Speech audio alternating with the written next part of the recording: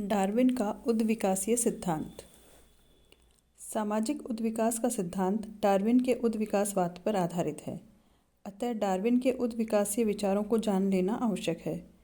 सन 1859 में डार्विन ने अपनी प्रसिद्ध कृति द ओरिजिन ऑफ स्पीसीज प्रकाशित की, जिसमें आपने जीवों की उत्पत्ति के बारे में उद्विकासीय सिद्धांत का प्रतिपादन किया। अब तक यह धारणा चली आ रही थी कि पेड़ पौधों और जीव जंतुओं की सृष्टि ईश्वर ने की है, किंतु डार्विन ने अपने लंबे समय के अध्ययन के बाद यह निष्कर्ष दिया कि प्राणियों का उद्विकास सरलता से जटिलता और समानता से भिन्नता की ओर हुआ है। प्रारंभ में पृथ्वी पर कोई जीव नहीं थे। विभिन्न रासायनिक क्रियाओं के कारण जीवों का जन्म हुआ। प्रारंभ के जीव एक कोशिकीय थे। धीरे धीरे उनकी शरीर की रचना में परिवर्तन हुआ, उनमें भिन्नता आती गई और विभिन्न अंग पृथक हुए। डार्विन का मत है कि प्रारंभ में जीव बहुत ही सरल कोटि का होता है। उसके विभिन्न अंग इतने घुले मिले होते हैं कि उनमें स्पष्टता से न तो पहचाना जा सकता है और न ही पृथक किया जा सकता है। विभिन्न अंगों में अनिश्चित संबद्धता होती है, किंतु धीरे धीरे जीव में परिवर्तन होने लगता है। उसके विभिन्न अंग स्पष्ट और अलग होने लगते हैं तथा उनके स्वरूप में स्पष्टता आने लगती है। उदाहरण के लिए, एक बीज प्रारंभ में सरल और अस्पष्ट रूप लिए होता है। धीरे धीरे उसमें परिवर्तन होता है और जड़, तना और पत्तियां पृथक से स्पष्ट दिखाई देने लगती हैं। उसी प्रकार से प्रारंभ में एक भ्रूण मांस का एक पिंड होता है। धीरे धीरे उसमें हाथ, पाँव, नाक, कान, आँख, सिर आदि पृथक व स्पष्ट दिखाई देने लगते हैं। उद्विकास का यह प्रथम चरण है, जिसमें सरलता, अस्पष्टता एवं अभिन्नता धीरे धीरे जटिलता, स्पष्टता और संबद्धता में बदल जाती है। जीव के उद्विकास के दूसरे चरण में विभिन्न अंग अलग अलग कार्य करने लगते हैं।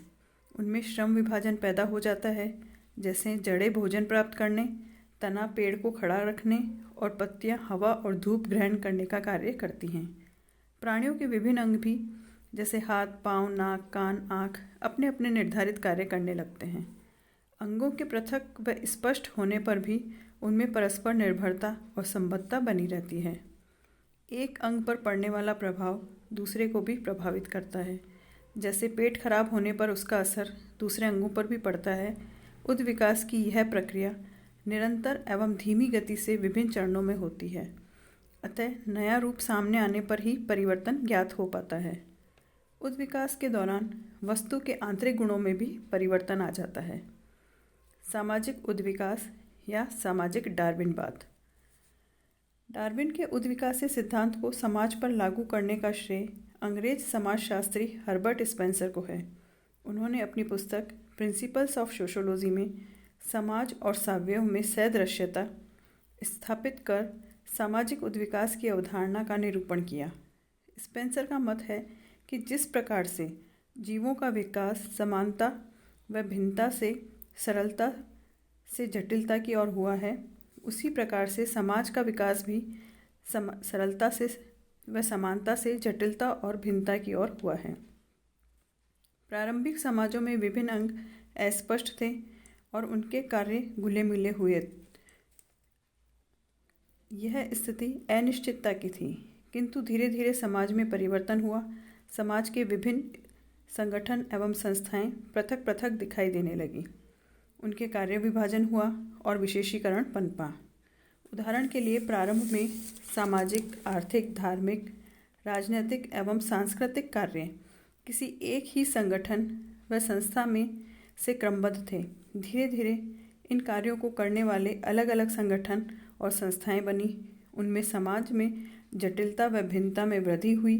साथ ही विभिन्न संस्थाओं की पारस्परिक निर्भरता भी बढ़ी।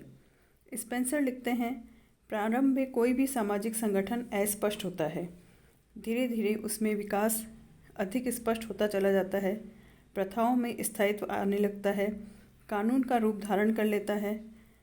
उसी प्रकार से समूह की सामाजिक संस्थाएं प्रारंभ में एक दूसरे से मिली हुई सी लगती हैं, किंतु कालांतर में वे एक दूसरे से अलग होकर स्पष्ट दिखाई देने लगती हैं।